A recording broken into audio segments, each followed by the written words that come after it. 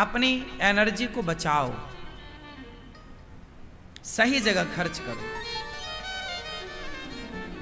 भोग विलास से भी बचो, क्योंकि भोग विलासों में आपकी एनर्जी ही वेस्ट होती है और कुछ नहीं होता। आपको लगता है कि बड़ा सुख मिल रहा है, मिलता नहीं है, आता नहीं है सुख, जाता है, जाता है। आप गवा रहे हैं, पा कुछ नहीं रहे हैं। पाने का तो केवल एक भ्रम है कि आपको सुख मिला, ये भ्रम है, मिलता मिलता नहीं है, केवल आपकी एनर्जी जाती है। लेकिन माया इतनी प्रबल है भगवान की कि भोग विलास ने आज व्यक्ति को इतना अंधा बना रखा है कि लोग उसके बिना रह ही नहीं पाते। यही तो ईश्वर की माया है। लोग समझ कहां पा रहे हैं कि हमारे लिए क्या सही है, क्या गलत है। ये चीज एक हद तक सही है। विवाह हुआ है, आप अपना एंजॉय करो, आनंद से रहो, लेकिन सदा उसी भोग विलास की ओर बढ़ना, सदा अपना मन उसी स्त्री पुरुष में लगाना, ये गलत है। अब मन लगा है ना, अब हटाओ, हटाओ मन को। वो कछुआ होता है ना, कछुआ समय अनुकूल देखता है तो पांव बाहर कर लेता है, हाथ बाहर कर लेता है और मुंह बाहर कर लेता है, चलता है ऐसे ऐसे। और जब वो देखता है कि कुछ गड़बड़ है तो सारा चीज से कोड़ लेता है, हाँ या ना, अंदर की तरफ कर लेता ना। आप जानते हैं ना कछुए को, वो अंदर कर लेता है ना। क्या होता है, जब उसके हाथ पांव मुंह बाहर था वो बहिर्मुखी था, जब उसका अंदर हुआ हाथ पांव तो वो अंतर्मुखी हो गया। आप बहिर्मुखी बनो, पर कुछ टाइम के लिए। सदा बहिर्मुखी मत रहना, नुकसान हो जाएगा आपका। अंतर्मुखी बनो। क्या बनो?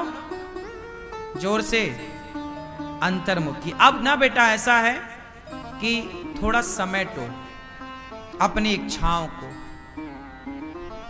उम्र हो रही है, कब तक और कितना, कब संतुष्टि मिलेगी तुम्हें? आज तक कोई संतुष्ट, रावण संतुष्ट हुआ क्या? हुआ होता तो सीता मां को काहे चुराता? सोने की लंका में रहने वाला रावण,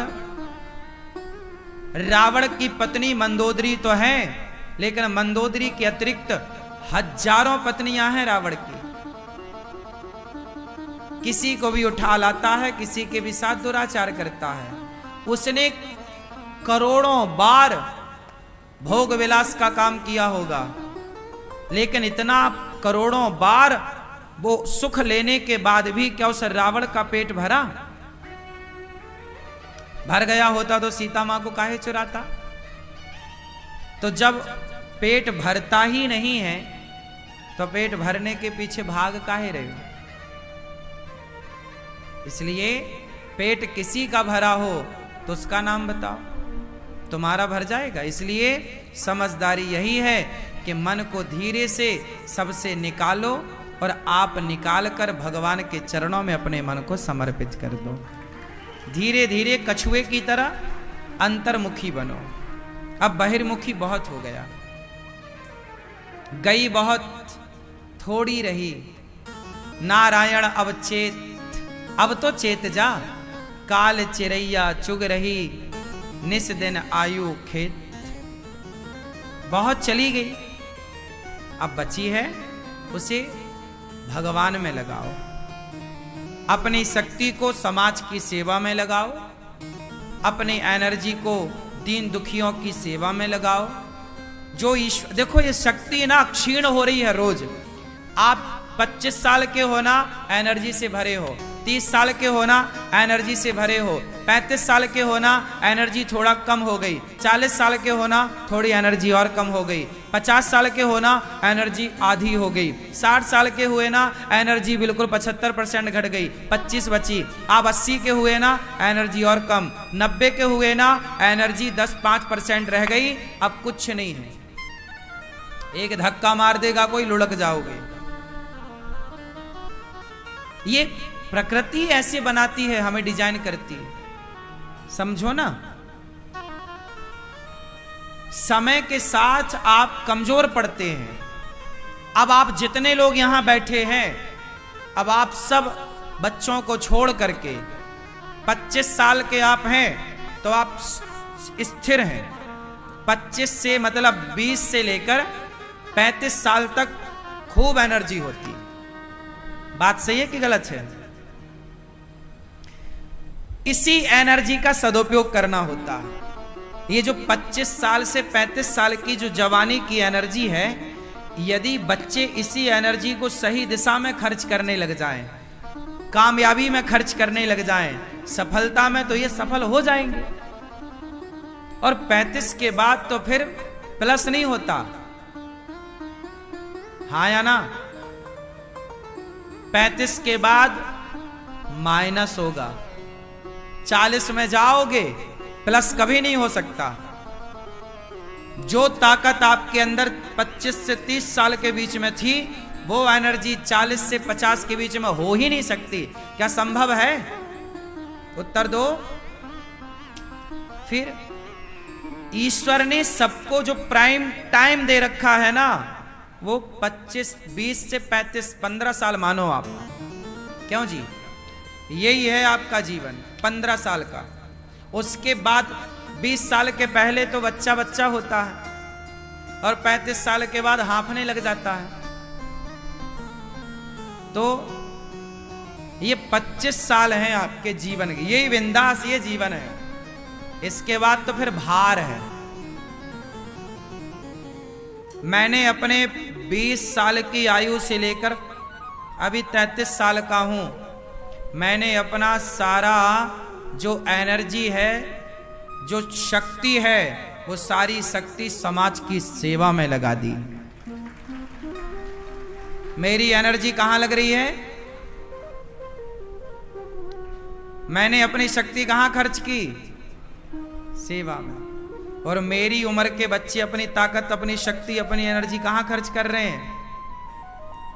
क्लबों में जा जा करके, पराई स्त्री पराई पुरुष के चक्कर में पड़ पड़ के। वो एनर्जी सेवा में लगे। देखो, मैंने अपने समय का, जो एक व्यक्ति की सही उम्र होती है, उस सही उम्र का सही जो कार्य होता है, मैंने अपने सही उम्र में सही कार्य जो करने हैं, वो सही उम्र में सही कार्यों का निर्णय लेकर उस सही कार्यों को सही वक्त पर करके दिखाया, ताकि आने वाली युवा पीढ़ी सीखती रहे कि भाई ये करना है हमें। मेरे जीवन के मैं आपको बताता यही हूं केवल इसलिए कि बच्चे सीखें कि हमारी एनर्जी कहां लगनी चाहिए, हमारी शक्ति का कहां उपयोग होना चाहिए। मैं काम करता हूं इतना सारा, जानते हो क्यों? क्योंकि इस उम्र में थकावट होती ही नहीं। थकावट होने की आयु 40 के बाद है। 40 के बाद आदमी थकता है। तो मेरी ये उम्र है ना, अभी काम करने की उम्र है, थकने की उम्र नहीं है। इसलिए मैं दिन रात अपना काम करता हूं, क्योंकि इस उम्र का लाभ ले लो, क्योंकि ये उम्र तो जानी ही है। चाहे आप उपयोग करो तो जानी है, और उपयोग ना करो, ये जिंदगी आइसक्रीम की तरह है, चाहे स्वाद ले लो वरना पिघल जाएगी। ये जीवन भी आइसक्रीम है, या तो इसका स्वाद ले लो वरना ये जीवन जाएगा। आप कुछ करो मत करो, 40 के बाद आपका शरीर अलग हो जाएगा, हाँ या ना? तो उसके पहले का जो काम है, आप बहुत बड़ा जो आपको काम करना है, कर लो इस उम्र में। यही उम्र का सदुपयोग है। और ये मेरे उम्र के लड़के ना मेरे पे हंसते हैं, मुझे बड़ा इन पे हंसना आता है कि बेटा तुम्हारी उम्र में जो तुम कर रहे हो ना, ये सब हमने अपना अलग ही काम किया है। हमारी उम्र का हमने सदुपयोग किया है, और इस बात से आप कोई इनकार कर सकता है? अनिरुद्धाचार्य ने अपनी उम्र का सदुपयोग किया कि दुरुपयोग किया? बताइए। सदुपयोग है। जब मैं 25 साल का था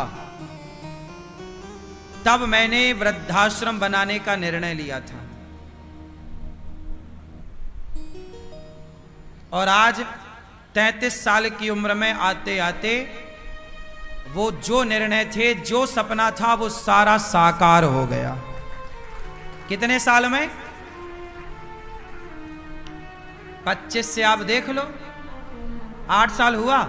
इन 8 वर्षों में सारा काम हुआ। 280 माँ यहां रहती हैं, अखंड रसोई चल रही है, गौ सेवा, सारी सेवाएं आप अपनी आंखों से देख पा रहे हैं। यही तो है समय का सदुपयोग। जो करना है यही उम्र में कर सकते हैं। माँओं के पांव भी मैं इसी उम्र में दबा सकता हूं, बुढ़ापे में तो मेरी पांव में दर्द हो जाएगा। तो मैं कोई आपसे अलग थोड़ी हूं भाई। शरीर तो जैसा आपका है वैसे ही मेरा है। बस मैंने अपने शरीर को एक अलग खान पान से मेंटेन कर रखा है कि मेरे शरीर, मेरी इंद्रियां, मेरा मन मेरे कंट्रोल में रहना चाहिए। मैंने अपने शरीर पर काम किया है। काम क्या किया है? मैं, आजकल के लड़के भी काम करते, दिन भर उठाते रहते हैं, ये बॉडी बना रहे हैं। ये बॉडी तुम चमड़ा जोड़ के करोगे क्या? तुम तो चमड़ा जोड़ रहे हो ना। चमड़े से क्या होगा? चमड़ा तो ऑलरेडी है। अरे जोड़ना है, दिमाग जोड़ो। तुम चमड़ी बढ़ाने में लगे हो, इससे काम ना होगा। आप अपने शरीर को अपने अनुकूल, क्या तुम्हारी इंद्रियां तुम्हारे कंट्रोल में हैं? यदि कंट्रोल में हैं तब तो आप तैयार हैं कुछ बड़ा करने के लिए। यदि आपकी इंद्रियां आपके कंट्रोल में नहीं है तो आपसे कोई बड़ा काम नहीं होगा। बड़ा काम करने के लिए बड़ी तैयारी चाहिए। बोलो हां।